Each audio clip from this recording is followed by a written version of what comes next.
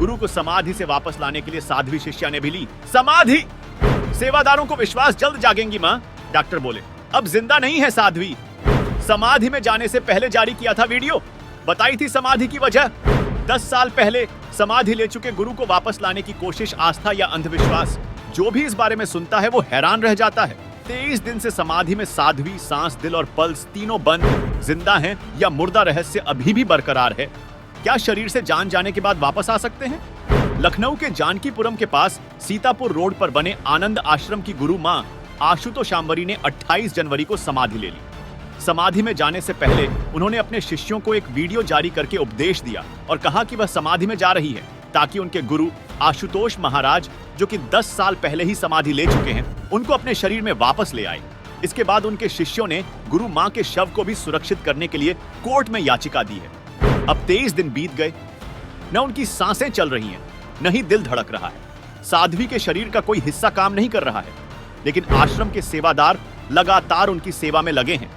उनका दावा है कि गुरु मां जल्द ही समाधि से लौटने वाली है। साध्वी आशुतोषांबरी ने समाधि में जाने से पहले अपने वीडियो में कहा था कि वह अपने भौतिक शरीर के साथ अपने गुरु आशुतोष महाराज को उठाने में सक्षम नहीं है, इसलिए वह समाधि ले रही है। समाधि लेने के बाद वह दिव्य स्वरूप में अपने गुरु को उठाएंगी। आप ये भी जानकर हैरान हो जाएंगे कि 10 साल पहले समाधि ले चुके आशुतोष महाराज के शरीर को उनके शिष्यों ने सुरक्षित रखा हुआ है और उनकी आस्था है कि वह एक दिन समाधि से उठेंगे। 28 जनवरी 2014 को दूध पीते पीते आशुतोष महाराज के सीने में दर्द हुआ। आश्रम के लोग बताते हैं कि सेवादार आशुतोष महाराज को संभालने पहुंचे, लेकिन उन्होंने रोक दिया, कहा कि मेरा समाधि में जाने का वक्त आ गया है, आप लोग संस्थान की सेवा में लगे रहिए। समाधि लेते वक्त आशुतोष महाराज ने शिष्यों से कहा था कि वे अपने शरीर में फिर से लौट कर आएंगे। इतना कहकर वे शांत हो गए। नूर महल में रहने वाले शिष्यों ने उन्हें मृत घोषित कर दिया, लेकिन उनके शरीर का अंतिम संस्कार नहीं किया गया। आशुतोष महाराज का शरीर अब भी दिव्य ज्योति जागृति संस्थान में डीप फ्रीजर में रखा है। अब 10 साल पहले समाधि ले चुके गुरु को वापस लाने के लिए साध्वी आशुतोषांबरी ने समाधि लेने का फैसला लिया। आश्रम के सेवादार बाबा महादेव कहते हैं, गुरु मां ने हमें समाधि लेने से 2 महीने पहले ही बता दिया था कि वे 28 जनवरी को ब्रह्म ज्ञान की साधना पर जाएंगी। समाधि लेने से पहले वे बिल्कुल स्वस्थ और खुश थीं। साध्वी के समाधि लेने के बाद उनका पहला चेकअप 3 फरवरी को हुआ। साध्वी की ईसीजी की गई, लेकिन मशीन में कोई रीडिंग नहीं आई। इसके बाद सेवादारों ने प्राइवेट हॉस्पिटल से डॉक्टरों को बुलाया। करीब 45 मिनट तक साध्वी की जांच हुई।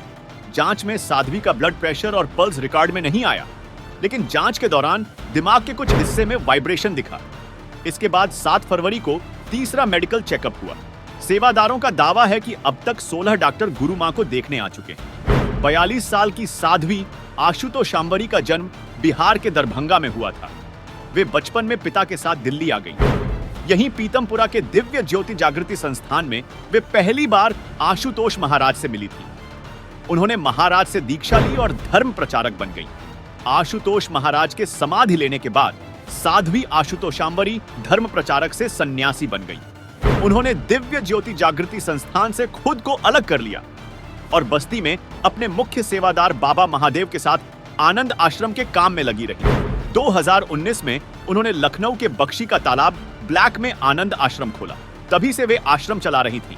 फिलहाल कम्युनिटी हेल्थ सेंटर के डॉक्टरों की टीम साध्वी की हालत की मॉनिटरिंग कर रही है और सेवादारों को भरोसा है कि वो वापस अपने शरीर में जरूर आएंगी। लेकिन आप इसे लेकर क्या सोचते हैं? ये आस्था है या अंधविश्वास? आपकी जो भी राय हो कमेंट में जरूर बताएं।